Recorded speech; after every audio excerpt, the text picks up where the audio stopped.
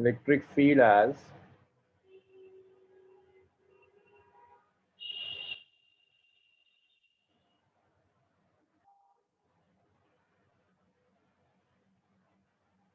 gradient of potential. ये next topic. तो ये हमने डिस्कस किया था कि अगर फील्ड पोटेंशियल गिवन है तो आप फील्ड ऐसे कैलकुलेट करोगे minus of del v over del r. Field का x component, y component, z component सब कुछ हमने कैलकुलेट करना सीखा था। एक क्वेश्चन मैंने लास्ट कराया था जिसको मैं सॉल्व नहीं कर पाया था, टाइम कम था, तो मैंने आप लोगों के लिए छोड़ दिया था। मैं उस तरह का एक क्वेश्चन करा रहा हूँ कि आपको एक पोटेंशियल गिवन है, मान लीजिए potential x cube y square z to the power 4, ये पोटेंशियल दिया हुआ। मैं आपसे कह रहा हूँ फील्ड का एक्स कॉम्पोनेंट कैलकुलेट कीजिए। फील्ड का जो एक्स कॉम्पोनेंट होगा that's minus of delta we over delta x, which is minus of del over del x of v. V is x cube y square z to the power 4. तो आपके field का x component आ जाएगा it's minus of y square z to the power 4। x cube को आप x के respect में differentiate कीजिए, so that will be 3x square. तो ये फील्ड का x कॉम्पोनेंट आ गया minus 3x square y square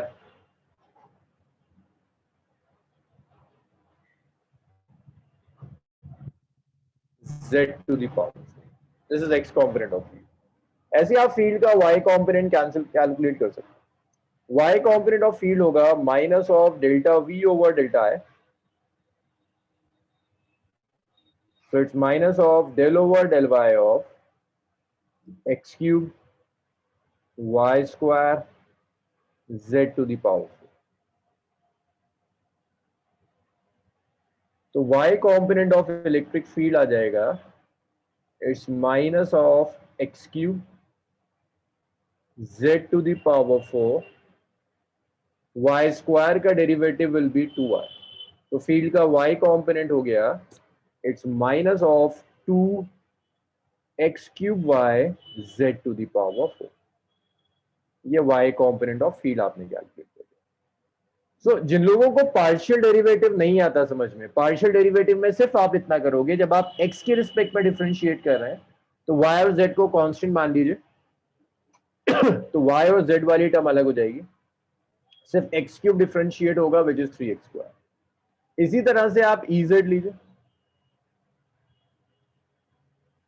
minus of delta v over delta z minus of del over del z of x cube y square z to the power 4। तो ये E z हो जाएगा minus of x cube y square. X और y constants हैं क्योंकि आप Z के respect में डिफरेंशिएट कर रहे हो, तो ये आ गया 4z क्यूब आ गया।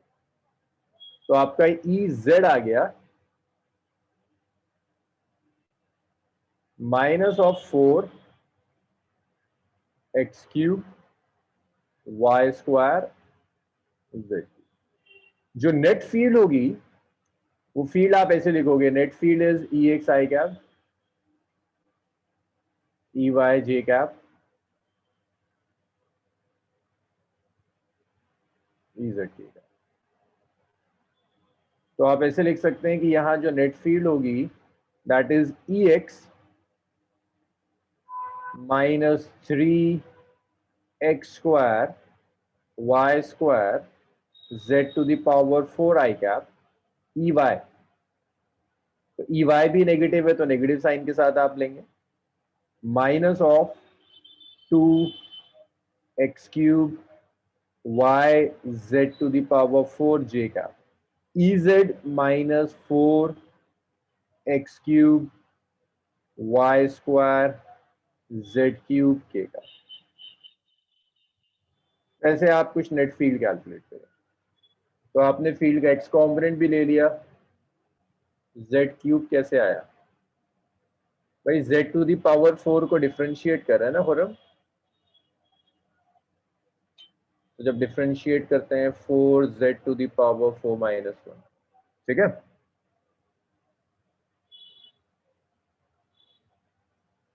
हमें खुर्रम आया समझ में? चलिए, तो ये आपकी नेट फीड है। अब अगर वो आपको कोऑर्डिनेट्स दे दे पॉइंट के, वो आपसे कहे 111, 121, 131 कहीं भी कैलकुलेट कीजिए, जब आप एक्स वाई और जेड की वैल्यू रख दीजिए तो कोऑर्डिनेट्स आ जाए।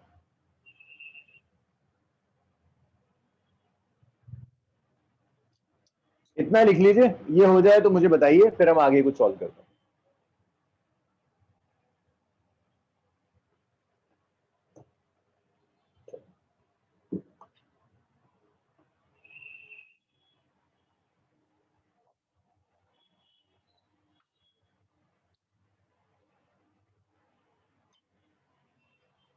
ये सबने लिखा ये?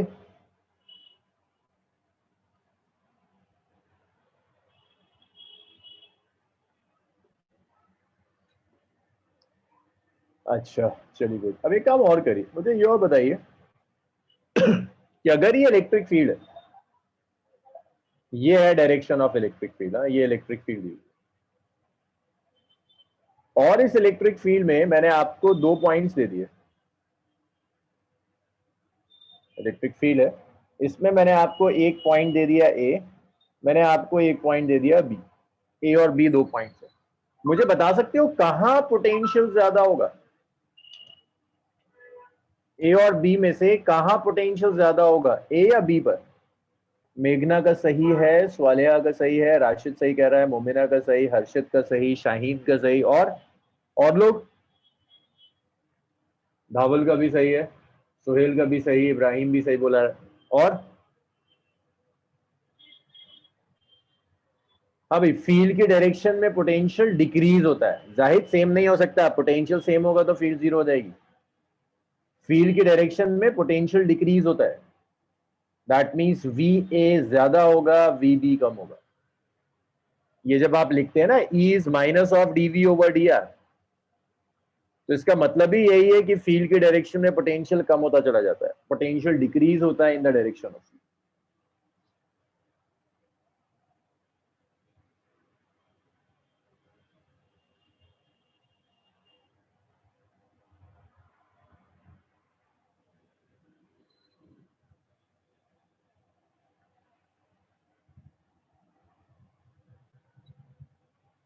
भाई हो गया?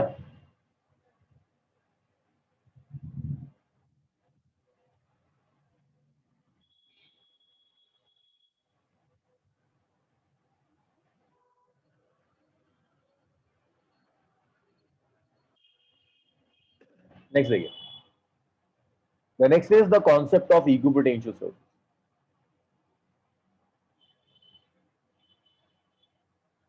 The concept of equipotential circuit. तो देखिए, इक्विपोटेंशियल सरफेस का क्या मतलब है, ये वो सरफेस है जिसके हर पॉइंट पर पोटेंशियल सेम हो। Potential is same,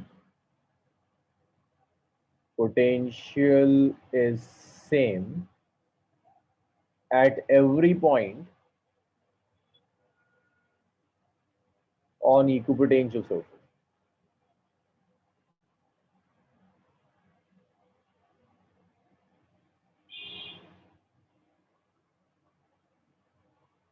equipotential surface के हर पॉइंट पर पोटेंशियल की वैल्यू सेम होगी, कहीं भी आप कैलकुलेट कर लें, पोटेंशियल हर पॉइंट पर सेम होगा इक्विपोटेंशियल सरफेस का। तो अगर मैं आपको ये इक्विपोटेंशियल सरफेस दे रहा हूं, मैं आपसे कहता हूं this is an equipotential surface, किसी भी रैंडम शेप की सरफेस है, तो ए और बी जो पॉइंट्स हैं, दोनों पॉइंट्स पर पोटेंशियल की वैल्यू एग्जैक्टली सेम आएगी। आप कुछ प्रॉपर्टीज देखिए इक्विपोटेंशियल सरफेस की। फर्स्ट प्रॉपर्टी, पोटेंशियल सेम है तो वर्क डन जीरो होगा, ए से बी तक ले जाने का वर्क डन जीरो आएगा। लाइक मैंने आपको अगर एक इक्विपोटेंशियल सरफेस दे दी और मैंने आपसे कहा ये पॉइंट ए और ये पॉइंट बी, एक चार्ज को ए से बी तक लेकर जाना है, ए से बी तक जब आपको चार्ज को लेकर जाना है तो ये होगा q v b minus v a. V a और वी बी इक्वल है तो वर्क डन जीरो आ जाएगा। वी ए और वी बी जीरो है तो इक्वल है तो वर्क डन जीरो आ जाएगा। एक पॉइंट से दूसरे पॉइंट तक ले जाने में चार्ज को कोई वर्क डन नहीं करना होता over an equipotential surface. Work done in carrying charge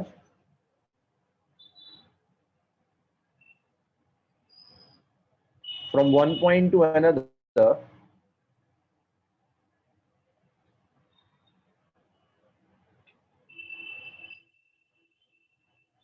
on equipotential surface is 0.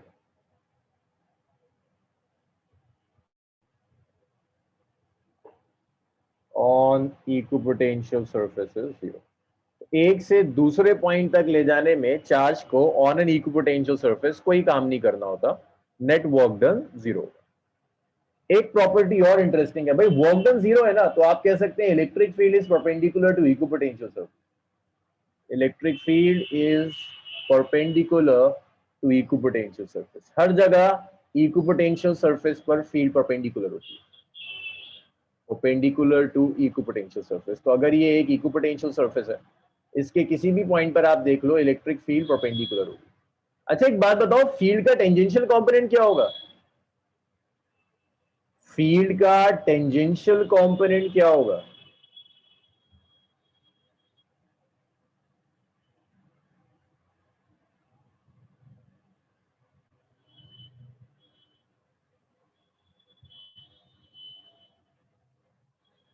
Along equipotential surface. Almas का आंसर सही है, राशिद का गलत है। और कोई आंसर? हर्षित का सही है। और बस 3 आंसर। शाहीन का सही है 4। राशिद का अब सही है। आजम का सही है। और आंसर्स?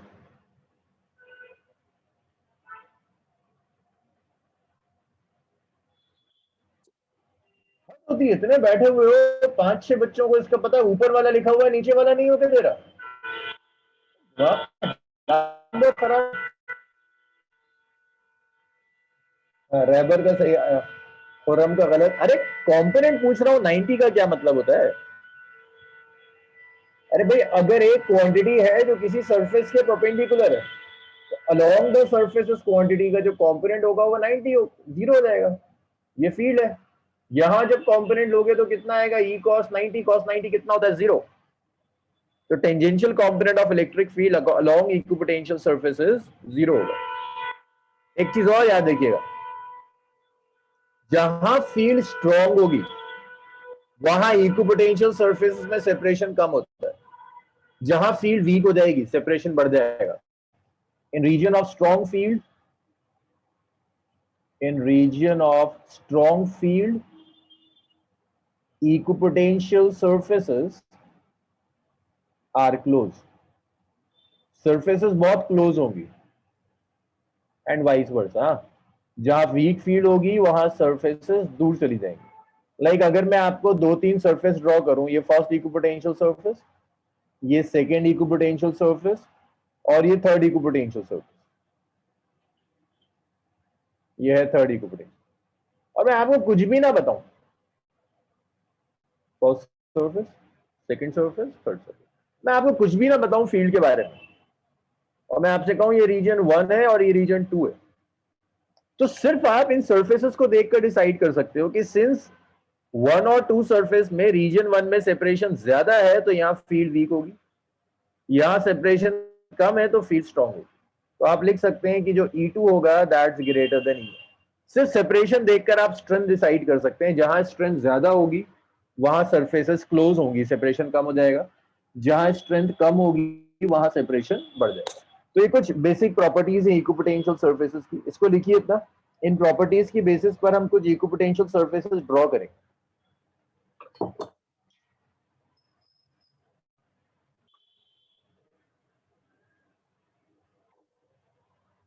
भाई लिखिए इतना फिर ड्रॉ करते हैं।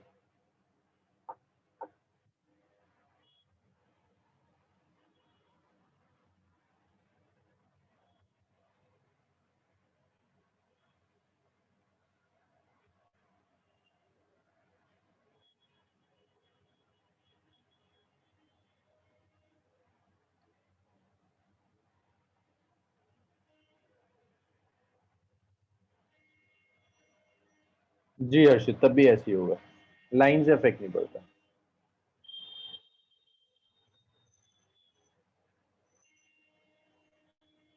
भाई इतना लिख लो तो बताओ मुझे, इसे रब करते हैं, कुछ इक्विपोटेंशियल सर्फेसेस ड्रॉ करेंगे।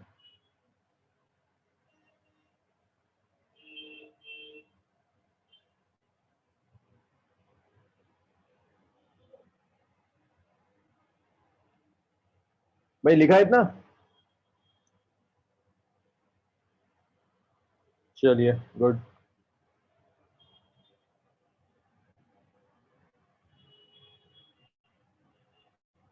इसे लिख लीजिए, फिर इक्विपोटेंशियल सरफेसेस ड्रॉ कर।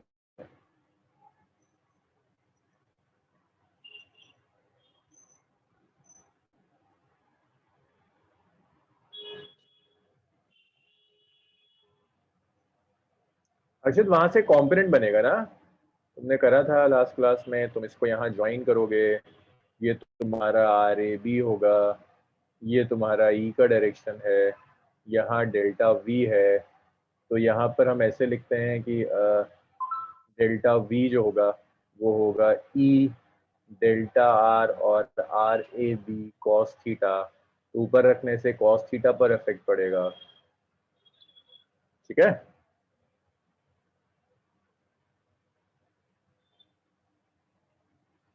चलिए भाई इतना हो गया। अब इसके बाद कुछ सिस्टम के लिए आपको इक्विपोटेंशियल सरफेसेस ड्रॉ करनी। Draw equipotential surfaces.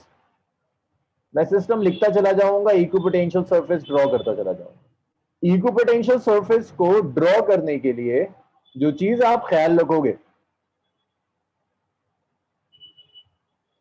पहला, electric field is perpendicular to equipotential surface. क्योंकि आपके पास जब आप ऑब्जेक्टिव लोगे तो ऑप्शंस होंगे, आप उसे ड्रॉ तो नहीं करवाएगा, वो ऑलरेडी देगा, आपको डिसाइड करना होगा। तो वहां पहला डिसीजन तो आप ऐसे ही लेंगे कि इलेक्ट्रिक फील्ड इक्विपोटेंशियल सरफेस के परपेंडिकुलर होगी। दूसरा डिसीजन आप ऐसे लोगे कि जहां स्ट्रॉन्ग फील्ड होगी वहां सरफेस क्लोज हो जाएगी, एंड वाइस वर्सा। जहां स्ट्रॉन्ग फील्ड होगी वहां सरफेस क्लोज होगी, जहां वीक फील्ड होगी वहां सरफेस दूर चली जाएगी। ऐसे आप इक्विपोटेंशियल सरफेस ड्रॉ कर सकते।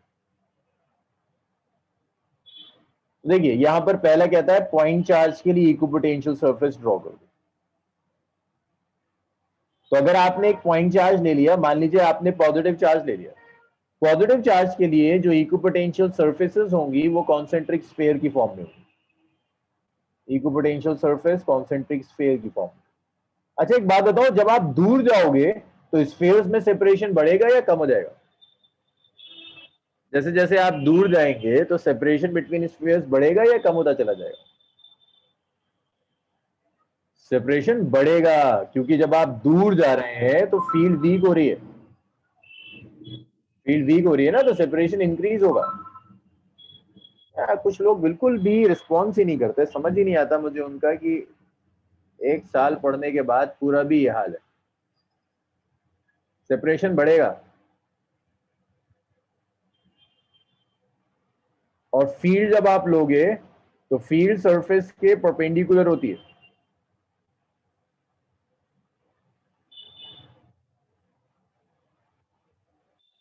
ये इलेक्ट्रिक फील्ड है।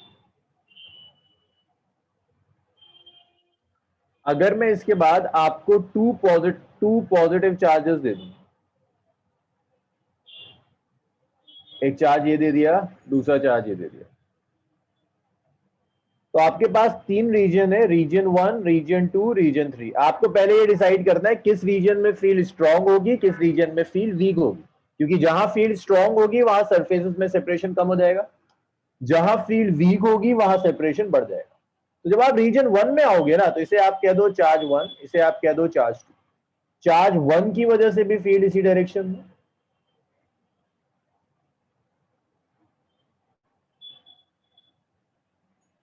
सेम डायरेक्शन में, तो ऐड हो जाएगा। यहां जब आप आओगे तो 1 की वजह से राइट में फील्ड, 2 की वजह से फील्ड वीक लेफ्ट। यहां जब आओगे 1 की वजह से भी राइट में, 2 की वजह से भी राइट। जरा देख के कोई बता सकता है मुझे किस रीजन में फील्ड स्ट्रांग है, मैक्सिमम स्ट्रेंथ का है? मैक्सिमम स्ट्रेंथ किस रीजन में है? सनाउल गलत। सनाउल क्या बात कर रहा है, बिल्कुल ही दिमाग चलना बंद हो गया है। स्ट्रॉन्ग कह रहा हूं मैक्सिमम। उस्मा का कुछ ठीक है, शाहीन का बिल्कुल सही है। शाहीन लॉ छोड़कर नीट में कर लो, तुम्हारा नीट निकल जाएगा। अल्मास सही है, रहबर गलत, आजम पार्शियली सही, मेघना एक सही है गलत, मोमिना के दोनों सही, इब्राहिम गलत, हर्षित का सही, राशिद का सही, सैफ का सही, स्वालिया का गलत, मेघना का सही, जाहिद का सही, सादिया का। अबे रीजन 2 में फील्ड ऑपोजिट डायरेक्शन में भाई सब्ट्रैक्ट होंगी, क्या बेवकूफी मार रहे हो? सब्ट्रैक्ट होंगी तो बढ़ेगी कि कम हो जाएगी?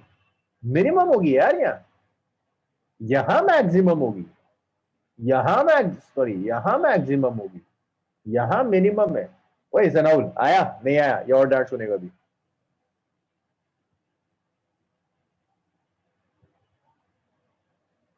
जी सनाउल आया नहीं आया समझ में आ गया, अब ये गलती ना हो। देखिए जब आप इक्विपोटेंशियल सरफेसेस अब ड्रॉ करेंगे तो जहां फील्ड स्ट्रॉन्ग है वहां सेपरेशन कम होगा, जहां फील्ड वीक होगी वहां सेपरेशन बढ़ जाएगा। तो मुझे ड्रॉ तो अलग करना चाहिए, मैं यही ड्रॉ करके दिखा रहा हूँ, ठीक है। और इक्विपोटेंशियल सरफेस ना एग्जैक्टली स्फेरिकल नहीं होगी, बेसिकली इंट्रैक्शन हो रहा है ना चार्जेस में, तो इंट्रैक्शन की वजह से जरा सा एलिप्सॉइडल सा शेप बन जाएगा, ऐसा शेप हो जाएगा। अब मुझे ये बताओ मिनिमम सेपरेशन कहां होगा? सनाउल अब गलती नहीं, रीजन 1, रीजन 2, रीजन 3, किस रीजन में सेपरेशन मिनिमम होगा? अल्मास का सही, शाहीन का सही, वेरी गुड, धावल का आधा सही। धावल छुट्टियां मत मारा कर, स्लो होता जा रहा है। मेघना आधा सही, शाहिद आधा सही, मोमिना का पूरा सही है। हर्षिद अरे अरे अरे अरे, तुमने तो सभी लिख दिया, फिर कुछ छोड़ा ही नहीं तुमने, 1 2 3 सब लिख दिया। भाई रीजन 1 में और रीजन 3 में सेपरेशन सबसे कम होगा, और रीजन 2 में सेपरेशन कंपेरेटिव ज्यादा होगा क्योंकि वहां फील्ड वीक है। यहां भी, यहाँ सेपरेशन मिनिमम है या मैक्सिमम?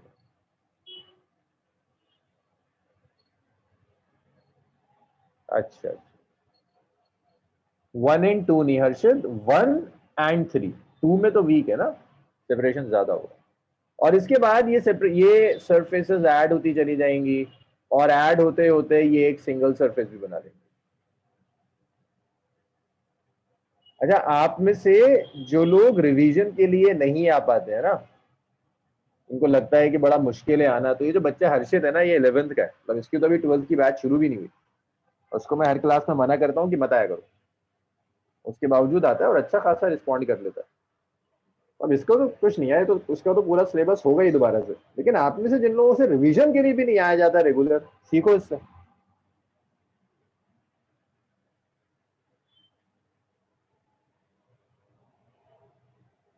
ये आ गया, ये इक्विपोटेंशियल सर्फेस हो गई दो के लिए। चलो डाइपोल पर, अच्छा इतना ड्रॉ कर लो फिर डाइपोल पर आएंगे, इतना ड्रॉ कर लो, मुझे बताना जब ड्रॉ कर लो तो। धावल रिस्पॉन्ड किया करो, वरना तुम स्लो हो जाओगे। और धावल रेगुलर आया करो यार, मतलब तुम तो वो थे जो इतना ट्रैवल कर कर टाइम पर पहुंचते थे, रोज आते थे, अब तुमसे घर पे भी लॉग इन नहीं किया जाता है। धावल तेरे पेपर ना 2 साल से चल रहे हैं, ऐसा नहीं है कि पेपर नहीं चलते, अभी तो प्री बोर्ड्स ही है, लेकिन ये पूरा साल ना बहुत छुट्टियां होंगी तुम्हारी। और देख योगेश आज गायब होगा, योगेश, हाँ देखो योगेश आज गायब है, आज तुम हो तो योगेश नहीं है। धावल जून वाला अटेम्प्ट है अभी। अरे उससे कहो निष्कर्ष को एक बार कॉल कर ले अगर इशू आ रहा है कुछ। आजकल जूम में ना कभी कभी कुछ इश्यूज चलते हैं किसी पर्टिकुलर सिस्टम से, तो एक बार निष्कर्ष को कॉल कर लिया करो, नंबर तो है ही तुम लोगों के पास।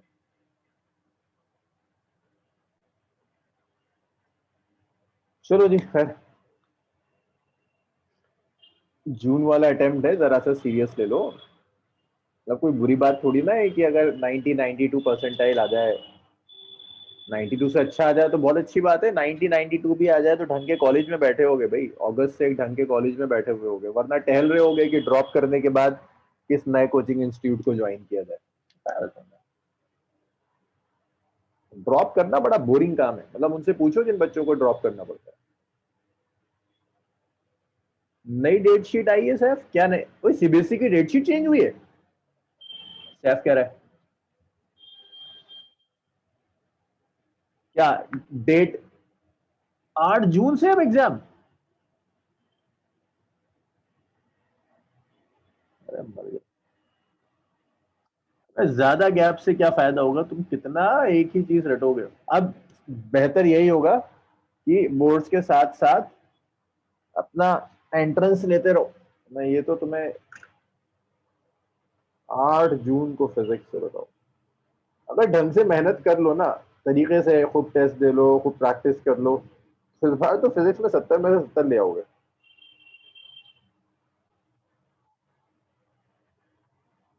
चलो भाई चलो खैर, इसका मतलब ये है कि इस बार नीट का एग्जाम फिर जून एंड में या जुलाई फर्स्ट वीक में होगा। जून, नीट का तो अभी कोई नोटिफिकेशन भी नहीं दिया ना इन्होंने, तो नीट का तो कोई नोटिफिकेशन भी नहीं आया। तो वही समझो, अगर जून में बोर्ड्स का एग्जाम है तो जून एंड में ही देंगे, जून एंड या जुलाई फर्स्ट वीक। पढ़ लो जरा सा, इसी अटेम्प्ट में निकल जाएगा कुछ।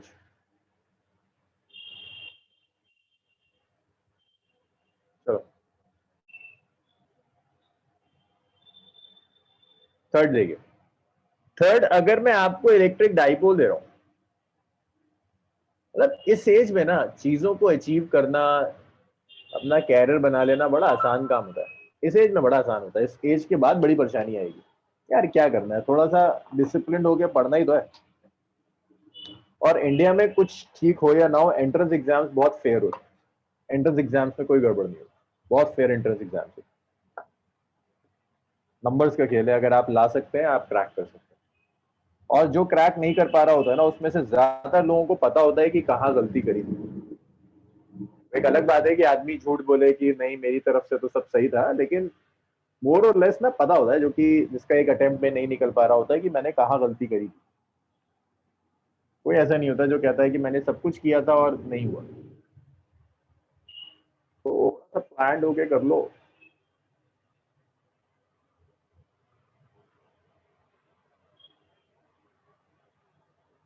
चलो खैर।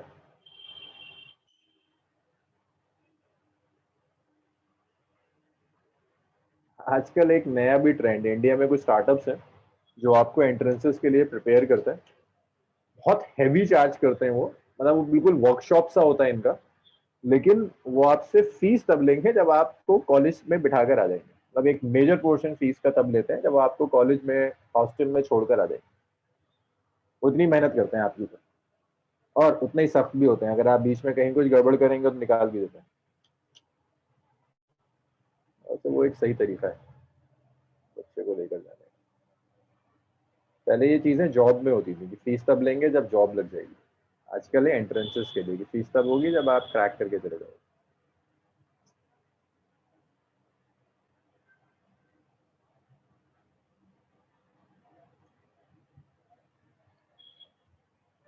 कौन कौन से हैं, चलो मैं ग्रुप के ऊपर भेज दूंगा आपको। जी, मैं ग्रुप के ऊपर नाम डाल दूंगा।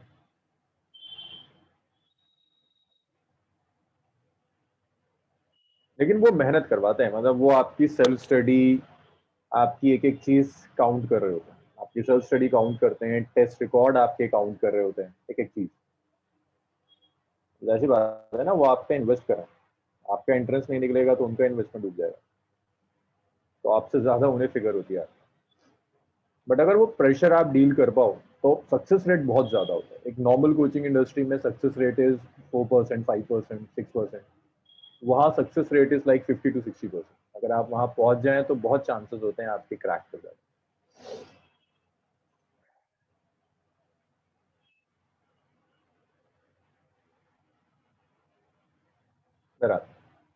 नेक्स्ट देखिए, इलेक्ट्रिक डाइपोल देखिए।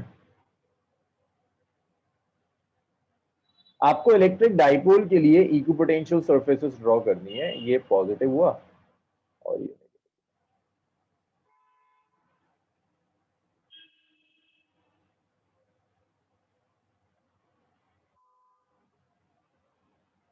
पॉजिटिव, ये नेगेटिव। ये रीजन 1, ये रीजन 2, रीजन 3। मुझे बताओगे किस रीजन में फील्ड स्ट्रांग होगी, मैक्सिमम कहाँ होगी? अब तो बता दो, अब तो चीजें सीधी सादी हैं।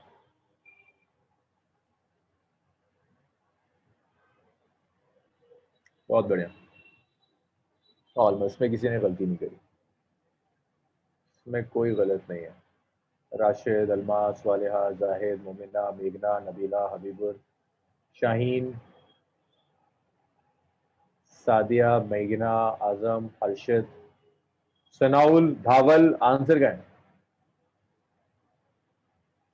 हाँ अब सही है भाई। रीजन टू में ना दोनों चार्जेस की फील्ड्स ऐड हो जाएंगी, पॉजिटिव की इधर होगी, नेगेटिव की इधर होगी, तो ऐड हो जाएगी। यहाँ सब्ट्रैक्ट होगी, पॉजिटिव की अवे फ्रॉम द चार्ज जाएगी, नेगेटिव की टुवर्ड्स द चार्ज जाएगी, ये सब्ट्रैक्ट हो जाएगी। पॉजिटिव की अवे फ्रॉम द चार्ज जाएगी, नेगेटिव की टुवर्ड्स द चार्ज जाएगी, तो ये सब्ट्रैक्ट हो जाएगी। तो द मैक्सिमम रीजन टू में जब आप इक्विपोटेंशियल सर्फेसेस ड्रॉ करेंगे, तो इक्विपोटेंशियल सर्फेसेस में क्या होगा, किस रीजन में सेपरेशन मिनिमम होगा? रीजन नंबर टू में। रीजन टू में सेपरेशन मिनिमम होगा, वन और थ्री में सेपरेशन ज्यादा होगा। सर्फेसेस ऐसे हम ड्रॉ करें भाई, बेहतर होगा कि आप इसे दो बार में ड्रॉ करें, एक बार फील्ड लिख दें कहाँ मिनिमम मैक्सिमम है, तो ये आपकी इक्विपोटेंशियल सर्फेस बनेगी। यहाँ ना कॉमन सर्फेस नहीं होगी, देखो जैसे यहाँ पर एक कॉमन सर्फेस थी ना दोनों की, ऐसा यहाँ नहीं आएगा। रीजन ये है कि पॉजिटिव और नेगेटिव चार्ज का पोटेंशियल एक दूसरे को कैंसिल कर देता है, तो एक भी कॉमन सर्फेस नहीं बनेगी। This is electric.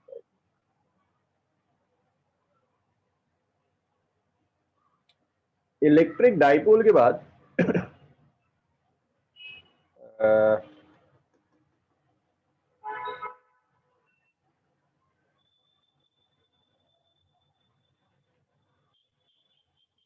और क्या सिस्टम हो सकते हैं? जैसे मैं आपसे अगर कह दूं कि इलेक्ट्रिक फील्ड है यूनिफॉर्म इलेक्ट्रिक फील्ड।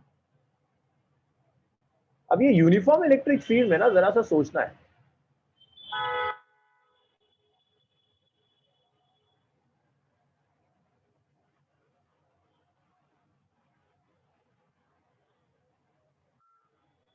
हर्षित, फील्ड मैक्सिमम है तो मैंने लिखवाया था ना कि सेपरेशन सरफेसेस में मिनिमम होगा, और जब फील्ड कम हो जाएगी तो सेपरेशन बढ़ जाएगा। ये लिखवाया था यहाँ, बस मैं उसी चीज को शो कर रहा हूँ। आप खुद कह रहे हैं ना सेकंड रीजन में फील्ड स्ट्रांग है तो सेपरेशन कम हो जाएगा, फर्स्ट और थर्ड रीजन में फील्ड वीक है तो सेपरेशन बढ़ जाएगा। हाँ जी बताइए, आया? नहीं नहीं सर, और सरफेसेस तो आपको ज्यादा ड्रॉ करनी, कम से कम तीन सरफेसेस आपको ड्रॉ करनी होगी दिखाने के लिए। भैया uniform electric field along x axis.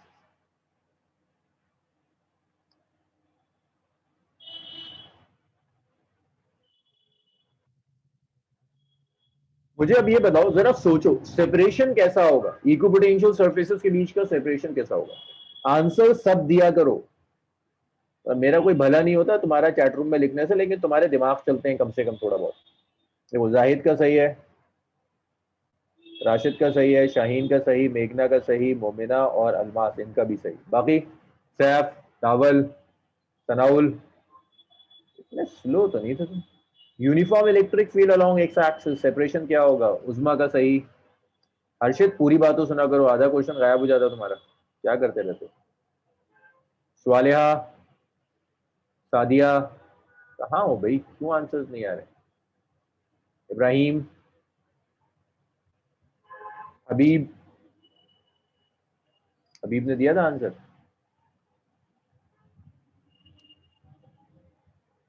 Habibur Rahman answer दिया करो भाई, क्या हो गया, तुम तो बड़े एक्टिव थे शुरू में।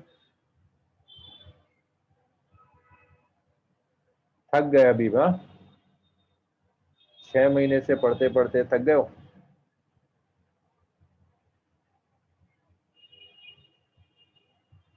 तुम में से कई सिर्फ इसीलिए कुछ क्रैक नहीं कर पाएंगे या शायद स्कूल एग्जाम्स में स्कोर ना कर पाए, क्योंकि वो थक चुके होंगे ना, इतना पढ़ने की आदत ही नहीं है इतने दिन तक।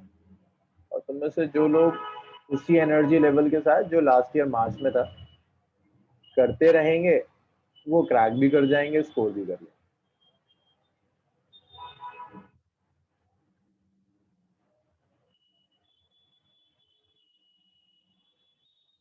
अरे थक चुके हैं वो तो दिख जाता है क्लास में। तो सेपरेशन सेम होगा ना, फील्ड में separation same.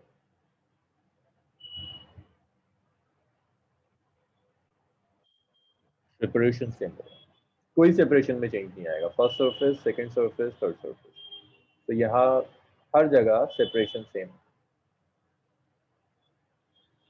Uniform. Uniform field में जो सरफेस होगी वो सरफेस, अगर मैं कह रहा हूं आपसे कि फील्ड एक्स एक्सिस के अलॉन्ग है, रुको मैं फील्ड जरा ढंग से और ड्रॉ कर दूं। मैं आपसे कह रहा हूं field is along x axis, अगर फील्ड एक्स एक्सिस के अलॉन्ग है, प्लेन बताओगे मुझे कौन सा प्लेन है, ये नाम बता दो प्लेन का। भाई फील्ड अगर एक्स एक्सिस के अलॉन्ग है तो प्लेन कौन सा है, very good, very good, y z plane है भाई। प्लेन कौन सा है, प्लेन इज वाई जेड। अच्छा इसके बाद, अब अगर मैं तुमसे कहता हूं कि फील्ड जो है वो वाई एक्सिस के अलॉन्ग इंक्रीज हो रही है, फील्ड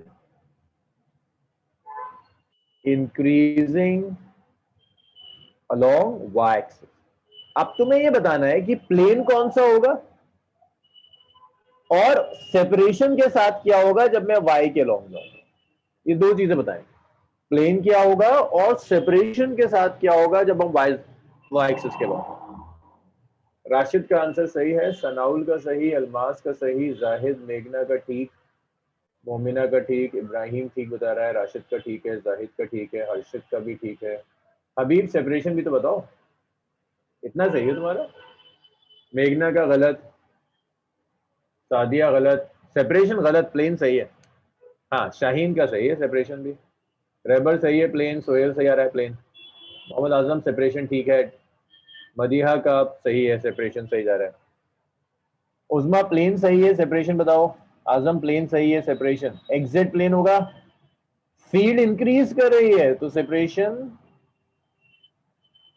देखो वहां ड्रॉ थोड़ी ना करवाएगा आपसे, आपको तो एनालाइज करना आना चाहिए कि वाई एक्सिस के लॉन्ग फील्ड जा रही है, तो आपको पता होगा कि होंगे एग्जैक्ट प्लेन्स होंगे, और एग्जैक्ट प्लेन्स के साथ साथ सेपरेशन कम होता चला जाएगा क्योंकि फील्ड डिक्रीज कर रही है।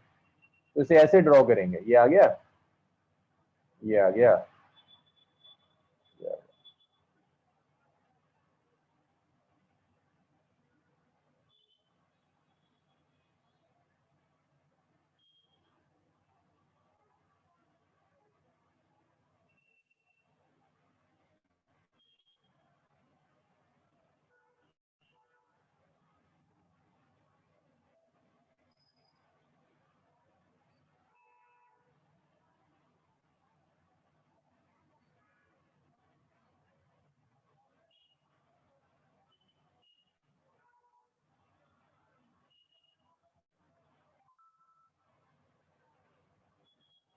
सेपरेशन कम होता चला जाएगा। प्लेन्स कौन से होंगे, ये x Z, x Z, x Z.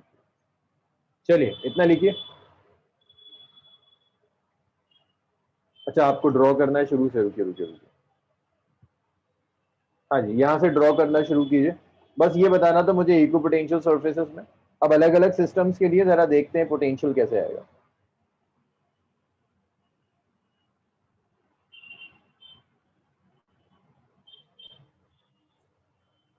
नहीं मोमिना, पॉजिटिव वाई एक्सिस के लोगे ना फील्ड।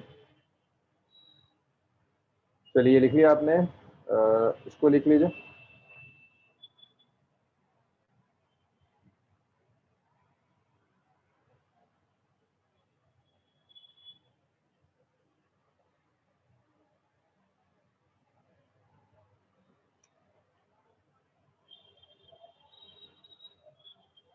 नहीं Momina, field is along positive y axis, तभी तो और इंक्रीज करिए, तभी तो ऊपर जाते जाते डिक्रीज होता चला जाएगा।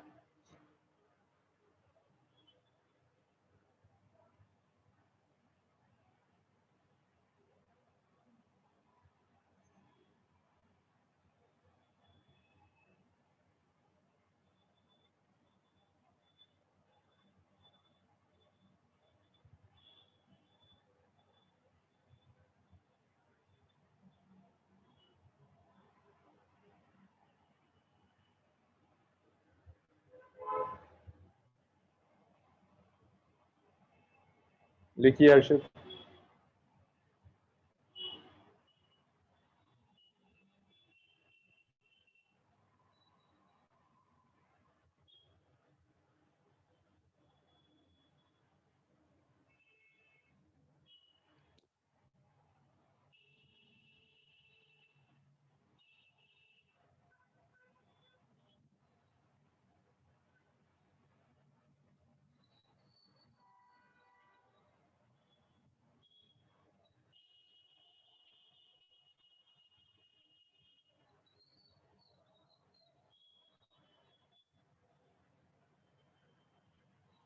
अच्छा जी, चलिए हो गया।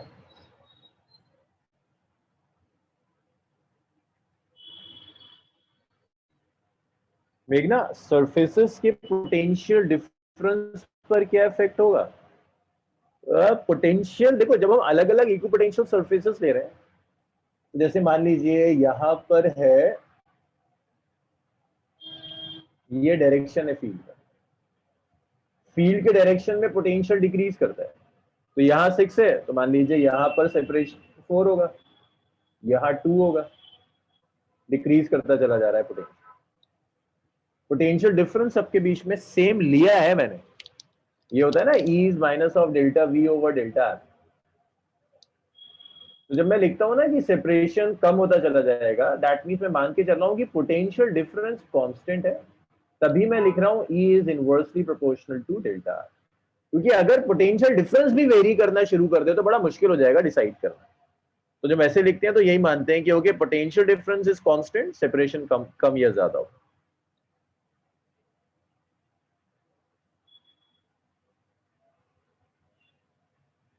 भाई बताइए, आया समझ में?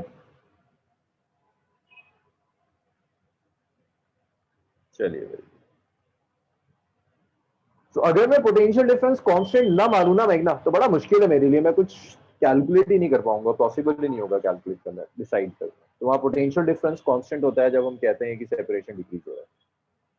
अच्छा चलिए, अब आपने इलेक्ट्रिक पोटेंशियल सीख लिया, फील्ड और पोटेंशियल में रिलेशन सीख लिया, आपने ये भी सीख लिया कि इक्विपोटेंशियल सरफेसेस क्या होती हैं और कैसे ड्रॉ करते हैं।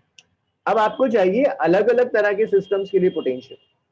जैसे आपको फील्ड के सारे सिस्टम्स के लिए आती है, पॉइंट चार्ज के लिए आती है, स्फेयर के लिए आती है, शीट के लिए पता है, रिंग के लिए पता है, सब आप सिस्टम्स आप कर चुके हैं। ऐसे ही आपको सिस्टम्स के लिए पोटेंशियल कैलकुलेट करना है। इलेक्ट्रिक पोटेंशियल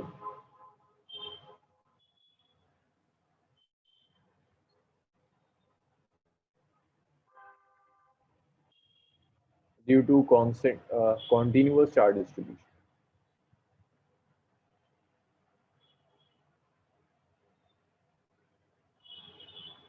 देखिए, मैं कभी कभी ना नीट के सिलेबस से बहुत बाहर चला जाता हूँ। उसका रीजन ये कि अक्सर होता है कुछ क्वेश्चंस मेन से मिलते जुलते आ जाते हैं।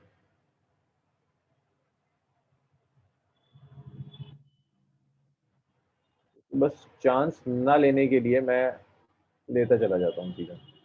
जैसे electric potential due to continuous charge distribution में आपके पास पहले हॉलो स्फीयर आता है, आपके पास सॉलिड स्फीयर आता है।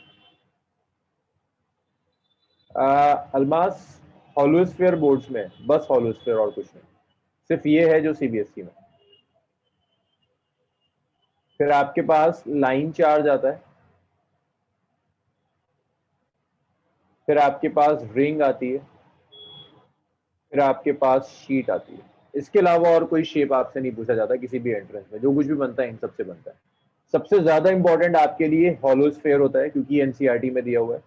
उसके बाद रिंग होती है क्योंकि एनसीईआरटी में इसके से मिलती जुलती कैलकुलेशन दी है। ये दो चीजें हैं जिनका वेटेज बहुत ज्यादा होता है।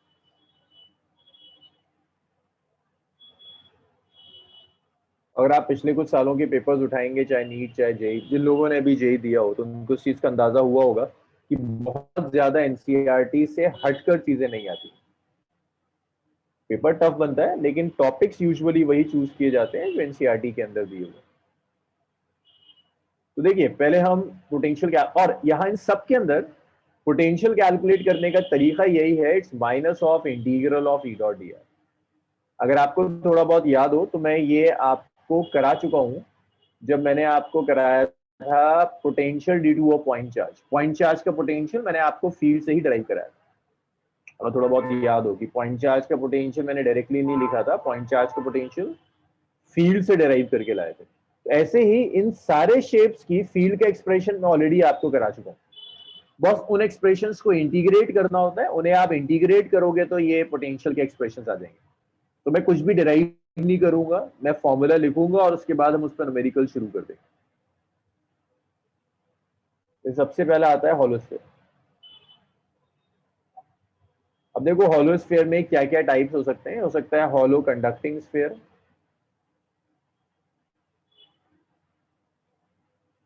हॉलो नॉन कंडक्टिंग स्फीयर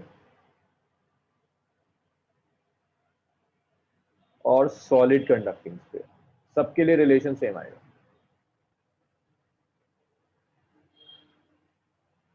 ये एनसीईआरटी में दिया है, ये आपके स्कूल एग्जाम्स में, बोर्ड्स में, सब में आता है, अच्छा खासा इंपॉर्टेंट क्वेश्चन माना जाता है। तो आपको ये स्फीयर दिया हुआ है, हाँ? कुछ ऐसा है जिसमें सिर्फ चार्ज बाहर डिस्ट्रीब्यूटेड है, अंदर कोई चार्ज नहीं।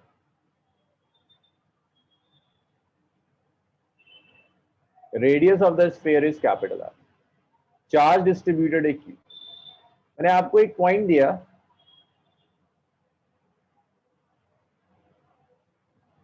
Eight a separation r, potential outside the sphere, outside the sphere potential होता है q by 4 pi epsilon naught r, ये आउटसाइड है।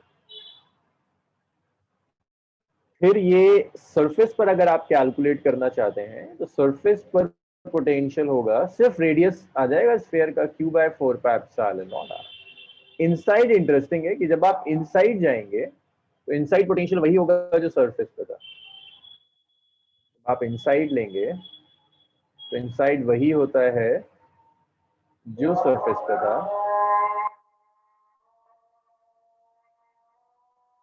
इनसाइड और सरफेस पे पोटेंशियल सेम आता है, it's q by 4 pi epsilon. That's it. जब आप ग्राफ प्लॉट करेंगे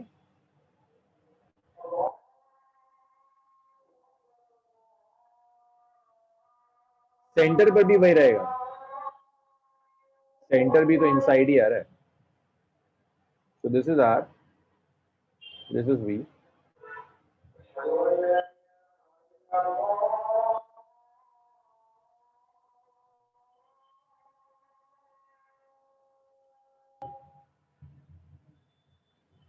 ऐसे जा रहा है, कांस्टेंट रहेगा फिर डिक्रीज करेगा। इतना लिख लीजिए फिर स्टार्ट करते हैं जरा।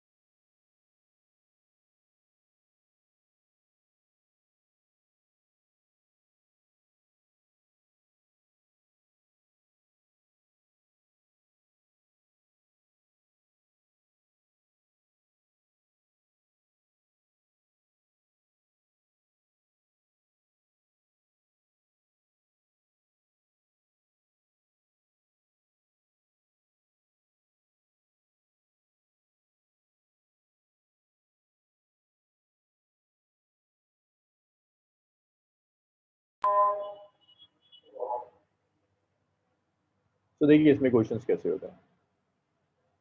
इसमें क्वेश्चंस की वैरायटी बहुत होती है, तो मैं एक ही क्वेश्चन लूंगा और उसमें कोशिश करूंगा सारी पॉसिबिलिटीज जो आ सकती हैं वो सब ले लें।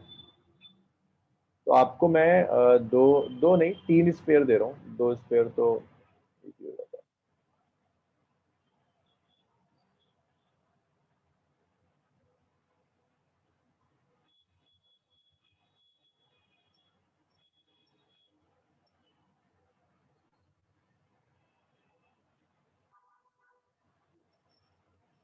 एटमोस्ट 3 स्फेयर्स पे क्वेश्चंस आते हैं, तो 3 ही लेके चलते हैं।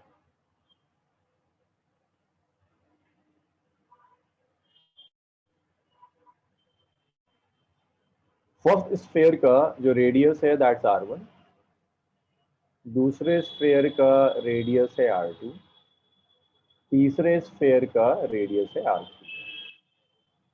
हर स्फेयर पर चार्ज दिया है, यहाँ q1 दिया है, यहाँ q2 दिया है और यहाँ q3 दिया है। कहता है कुछ पॉइंट्स दे रहा है, कहता है ए पॉइंट पर पोटेंशियल निकालिए, बी पॉइंट पर पोटेंशियल निकालिए, सी पॉइंट पर पोटेंशियल निकालिए।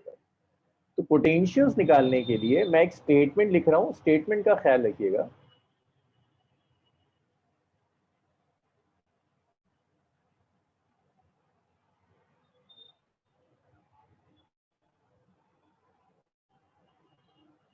चार्ज के रिस्पेक्ट में आपको देखना है कि पॉइंट कहां पर है। पॉइंट इनसाइड द स्फीयर,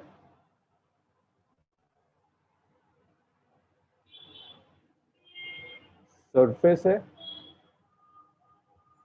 और आउटसाइड द स्फीयर। मैं फिर कह रहा हूं, ये क्वेश्चंस कई लोगों को बहुत परेशान करते हैं, वो बार बार एक ही तरह की गलतियां करते हैं।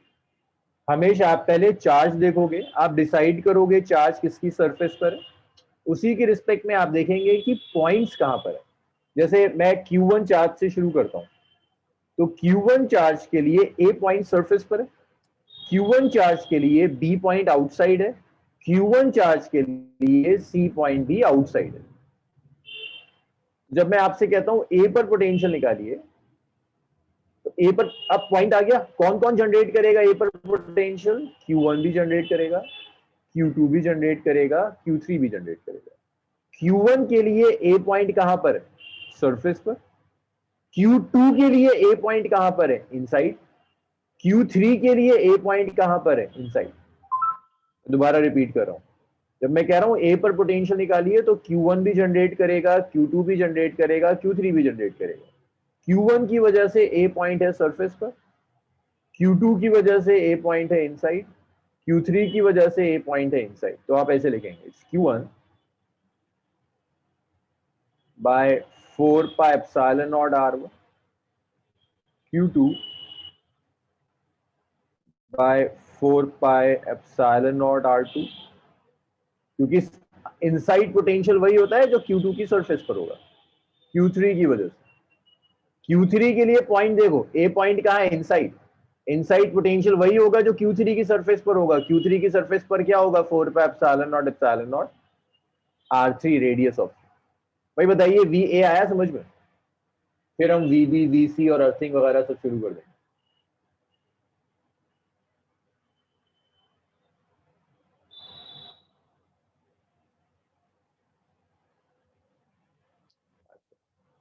अब अगर मैं बी पॉइंट पर लेता हूं, अब जरा सा ना आप लोग सब बताना शुरू करो। बी पॉइंट पर मुझे पोटेंशियल चाहिए, देखो ये है बी पॉइंट। मुझे बताओ Q1 के लिए बी कहां है? इनसाइड या आउटसाइड? बस ये देखकर बता दो Q1 के लिए बी पॉइंट कहां है। वेरी गुड, बहुत बढ़िया, हर किसी का आंसर सही है। Very good. सो ये कितना आ जाएगा? Q1 by 4 pi epsilon not. अब क्या करोगे, देखो ये था ना बी पॉइंट, स्फीयर के सेंटर से लेकर बी तक का सेपरेशन ले लो। स्फीयर के सेंटर से बी तक का सेपरेशन कितना है? R2 bye R। चलो अब Q2 के लिए आते हैं। बताओ Q2 के लिए बी पॉइंट का है? वेरी गुड, राशिद का सही है, अलमास का सही है, सनाउल का सही, सादिया, सोहेल का सही, जाहिद का सही है, मेघना, रहबर, खुर्रम, सैफ, इब्राहिम। वेरी गुड, इब्राहिम का गलत है। हबीब का सही है, शाहीन का सही है, हर्षित, अच्छा हर्षित तो मेरी गलती बता रहा है। यस R2 होगा। थैंक यू हर्षित, हाँ सवाल है R2 होगा। तो Q2 के लिए पॉइंट कहां पर है? सरफेस पर। सरफेस पर पोटेंशियल क्या होगा? 4 पाई एप्सिलॉन नॉट R2। अच्छा Q3 के लिए बता दो पॉइंट कहां पर? A b point, inside. Very good, inside, सबका इनसाइड आ रहा है ना। अच्छा मुझे ये बता दो, क्या यूज करेंगे? R1 यूज करेंगे, R2 यूज करेंगे, R3 यूज करेंगे? सनाउल का गलत, मोमिना का सही है, खुर्रम का गलत है, रहबर का भी गलत है, और कौन गलत कर रहा है? बहुत गड़बड़ कर रहे हो। रहबर का गलत, खुर्रम का गलत, शाहीन का सही है, सोहेल सही कर रहा है, स्वालिया सही कर रही है, जाहिद सही है, सादिया सही है, मेघना सही है, हर्षद गलत है, सनाउल का अब सही है, शाहिद का सही है, मरिया का अब सही है, खुर्रम का भी सही है, आजम का भी सही है, धावल, हाँ धावल वैल्यू बताओ R1 R2 R3 क्या यूज करेंगे। फरहान का भी सही है भाई, R3 यूज करेंगे ना। Potential b point inside, inside potential क्या होता है जो सरफेस पर होगा। Q3 की सरफेस के लिए आप क्या यूज करते हैं, 4 pi epsilon not R3 use करते हैं।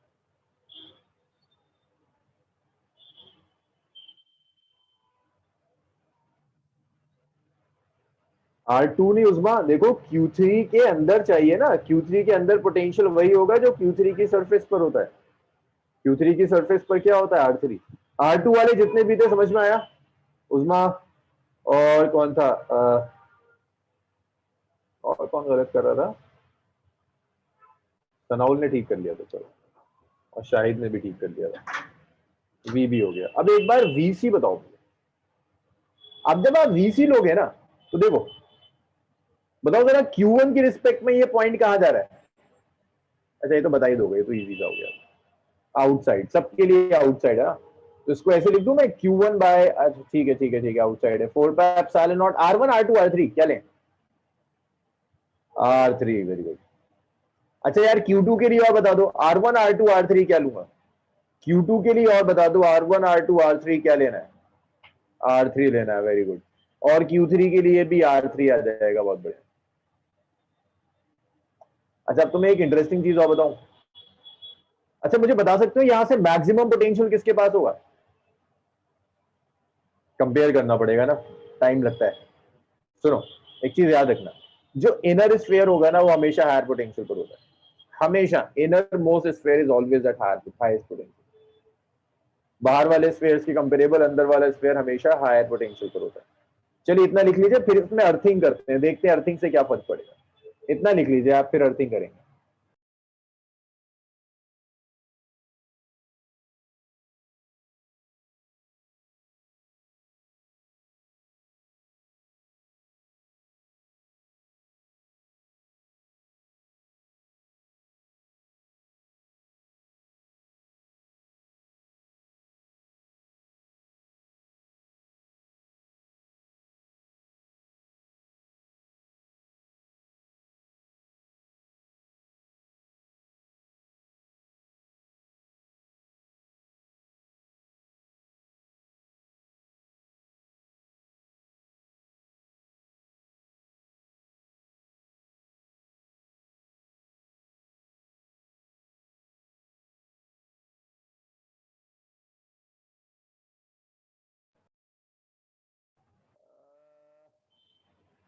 हर्षद रेडियस से भी, लेकिन जब तक आपको चार्ज की वैल्यू नहीं पता आप कैसे कंपेयर करोगे ना। Q1 Q2 Q3 भी तो मैटर करेगा, कौन सा ज्यादा है कौन सा कम है। हाँ वैसे जो आप कर रहे हैं वैसे आप कर सकते हैं, बट हमेशा इनर ज्यादा आएगा तो थोड़ा सा टाइम बच जाएगा। बिल्कुल बिल्कुल कर सकते हैं, आप बिल्कुल सही कह रहे हैं, बिल्कुल कर सकते हैं। इनर हमेशा हायर पोटेंशियल पर होगा, हाईएस्ट पोटेंशियल पर इनर होगा। अब इसमें ना एक काम और करवा जाए,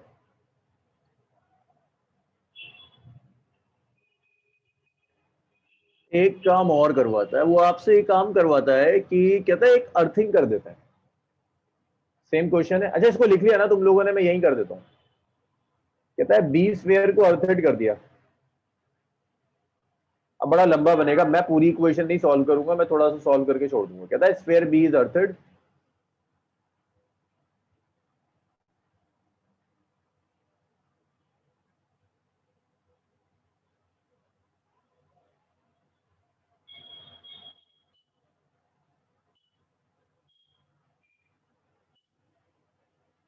अब प्रॉब्लम आनी शुरू हो जाएगी।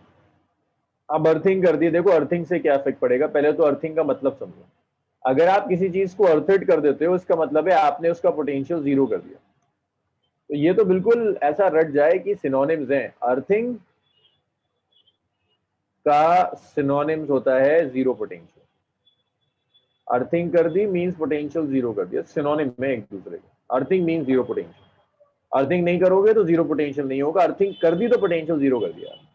तो कह रहा है बी पर क्या चार्ज हो कि पोटेंशियल जीरो हो जाए। भाई बताओ क्या Q2 से पोटेंशियल जीरो हो रहा है? अभी जो चार्ज कॉन्फ़िगरेशन दी हुई है क्या उससे पोटेंशियल जीरो हो रहा है?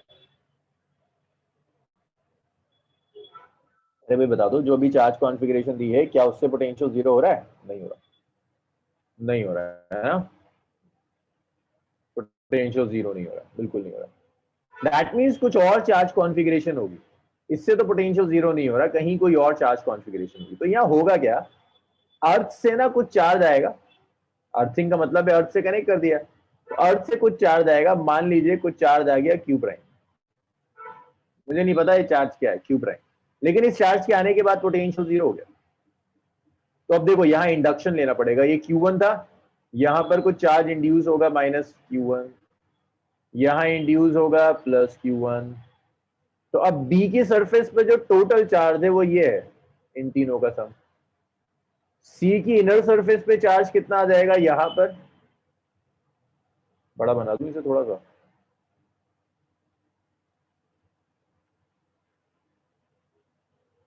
ये थोड़ा लेंदी हो जाता है तो कम चांसेस होते हैं कि इतना बड़ा क्वेश्चन अर्थिंग के साथ आ जाए, बट इससे तुम सीख जाओगे, मेथड सीख जाओगे तो फिर छोटे मोटे तो कर ही लिया करोगे। Q1 plus Q2 plus Q prime, यहां तुम लिख सकते हो माइनस ऑफ इंड्यूस, ऐसी होता है ना, -Q1 plus Q2 plus Q prime, और बाहर कितना आ जाएगा, Q3 तो था, उसके साथ Q1 plus Q2 plus Q prime और आ गया। हमारा मोटिव है किसी तरह से हम Q प्राइम कैलकुलेट कर लें। हाँ सवाल है, अर्थिंग का मतलब होता है अर्थ के साथ चार्ज शेयर करना। अब वो ट्रांसफर दोनों तरह से हो सकता है, बॉडी से अर्थ में भी हो सकता है, अर्थ से बॉडी में भी हो सकता है, एंड रिजल्ट है पोटेंशियल जीरो होगा। ठीक है, एंड रिजल्ट है पोटेंशियल जीरो होगा। अब हो सकता है कि अर्थ में चला जाए चार्ज तब पोटेंशियल जीरो, कभी ऐसा भी होगा अर्थ से चार्ज आएगा तब पोटेंशियल जीरो करेगा। अब आपको इतना तो पता है कि बी पर पोटेंशियल जीरो, अब मैं जल्दी से करूंगा, देखो बी पर पोटेंशियल कौन कौन जनरेट करेगा, Q1 जनरेट करेगा, तो मैं के लिख देता हूं बार बार, क्यों Q1/4 पे एप्सिलॉन नॉट लिखा होगा, it's Q1 divided by B के लिए क्या लिखोगे नीचे R2, दूसरा चार्ज -Q1, पॉइंट कहां पर है, R सेपरेशन पर R2। देखो ये तो कैंसिल हो गया, मैं लेता ना लेता बैलेंस, इंड्यूस चार्ज फर्क नहीं पड़ता, Q1 plus Q2 plus Q prime,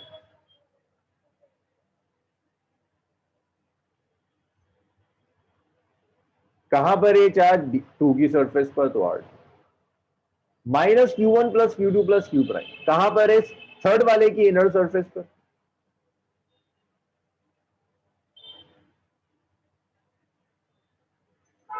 क्या डिवाइड होगा, R3 से, प्लस अब क्या है, Q1 Q2 Q3 और Q प्राइम कहां पर है, थर्ड की सरफेस पर, इनसाइड क्या आएगा, Q1 Q2 Q3 plus Q prime divided by R3, और ये सब कितना होना चाहिए, जीरो हो जाना चाहिए।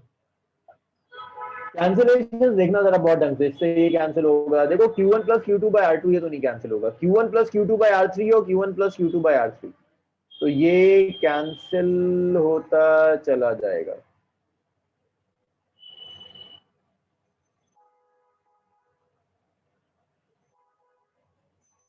सॉरी R3 तो ना कैंसिल करूं क्योंकि R3 तो सबके साथ है ना, बस यार मैं थोड़ी सी ना टाइम बचाना चाह रहा हूँ, वरना मुझे अलग अलग करना चाहिए था, Q1 bye R3 Q2 bye R3 सब करना चाहिए था, तो ऐसे मैंने डायरेक्ट कैंसिल कर दिया, ऐसे यहाँ से ये Q1 भी इसके साथ कैंसिल हो जाएगा।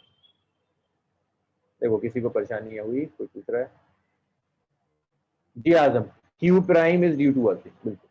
तो यहाँ देखो ये क्या आया, K आया, Q1 bye R2 Q2 bye R2 prime bye R2, और ये आया plus Q3 by R3 is equal to 0। तो यहाँ से आप Q प्राइम निकाल सकते हैं ना, कोई परेशानी नहीं है। अब बस क्वेश्चन में देख लेना है कि वो पूछ क्या रहा है, अर्थिंग से कितना चार्ज आया अर्थ से, या फिर ये पूछ रहा है total charge, total charge on b is this, मैं नहीं कर रहा इसको, आगे सॉल्व तुम करोगे।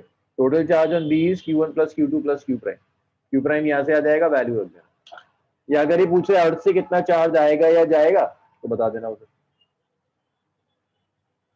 इतना लिखा आप लोगों ने,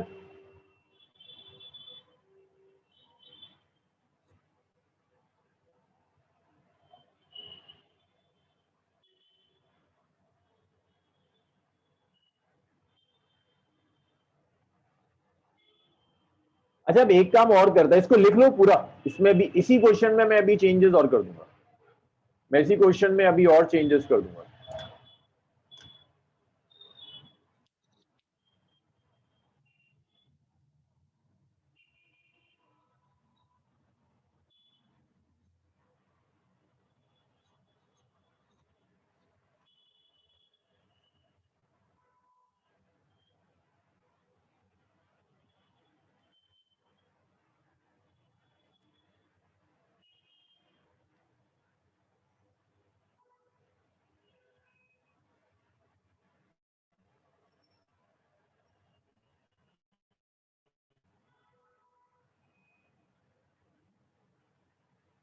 ये लिख लिया आप लोगों ने?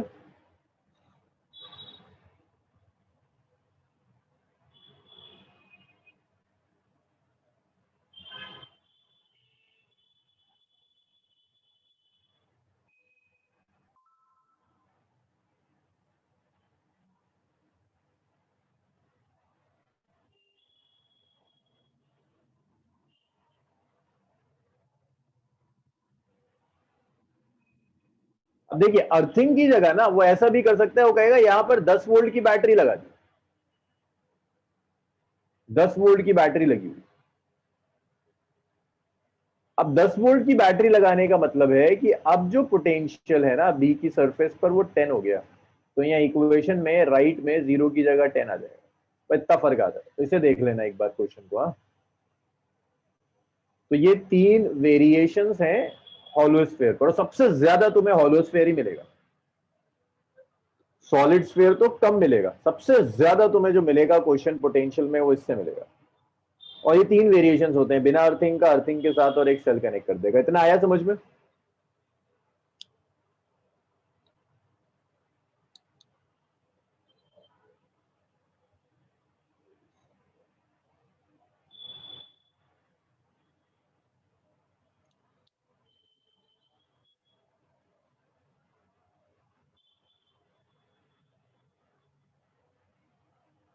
चलिए, इसे हम आज आज मैं थोड़ा सा जल्दी छोड़ूंगा, मैं यही छोड़ रहा हूं।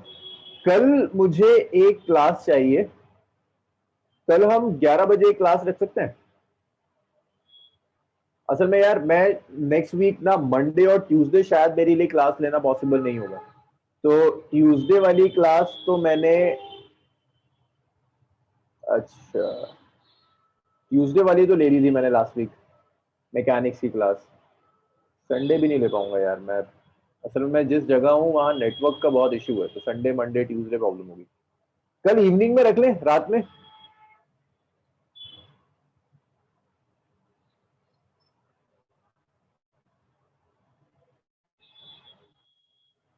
रात में रख सकते हैं ना?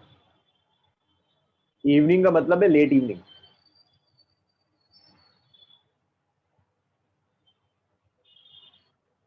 कल 9 रख लें।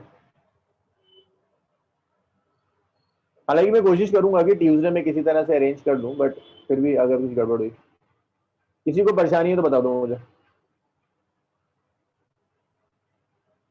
कोई परेशानी ना, कल रखते हैं यार, कल इसी को कंटिन्यू करेंगे।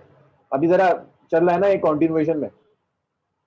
हाँ, इसी को कंटिन्यू करेंगे। कल सोचेंगे, कल कोशिश करेंगे कि पोटेंशियल में जो कॉन्टिन्यूअस डिस्ट्रीब्यूशन वाला पोर्शन है वो खत्म हो जाए, बड़ा चैप्टर हमारा खत्म हो जाएगा।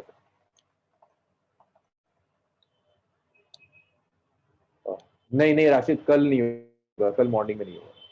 मैं भी मैसेज करवा देता हूँ, मॉर्निंग में मैग्नेटिज्म का कल रिवीजन नहीं होगा, मैसेज करवा देता हूँ। कल 9 PM